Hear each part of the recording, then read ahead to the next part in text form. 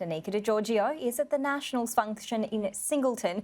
Danica, is there a clear frontrunner at this stage? At this stage, there is not, Anna. Only 41% of today's vote has been counted.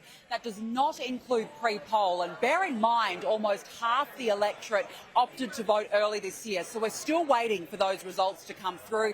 But it is set to be a long night. Results are starting to come through, particularly from the northern part of the electorate. It does appear that independent candidate Kirsty O'Connell is polling well. Labor, the shooters, fishers and farmers, polling just slightly under the Nationals. Let's bring up a graphic now to show you exactly how that primary vote is looking. You can see the Nationals candidate David Layzell, about 31.8% of the vote so far. Just underneath him, Jeff Drayton from the ALP, 20.9%. Shooters, fishers and farmers, Sue Gilroy, about 12% of the vote. Greens, Pauline Hanson's One Nation, 11.4%. And as I mentioned, Kirsty O'Connell there with about 9.5%.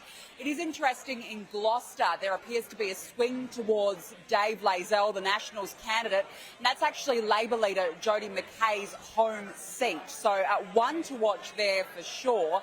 Today, though, on the campaign trail, Dave Layzell was joined by Gladys Berejiklian. You might remember earlier this week she described this as a miracle. It would be a miracle should the Nationals be able to hold on.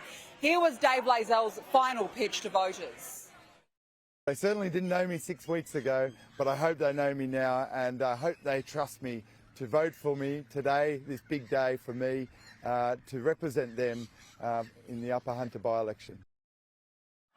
Now, Labor's best chance of winning tonight might come down to preferences. New South Wales has an optional preferential voting system whereby voters do not have to direct their preferences.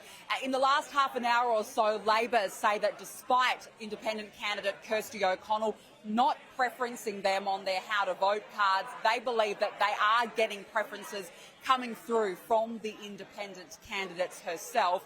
But we won't really get a real indication until more votes come from Singleton, where the most of the population is in this electorate. But Jeff Drayton, Labor's candidate, he also made his final pitch today. This is what he said.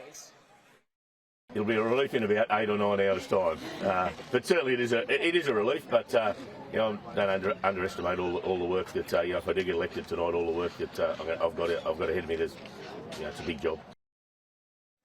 This campaign has really centred around coal mining and agriculture in the region and how those two can work together, because right now it seems to be a clash of industries.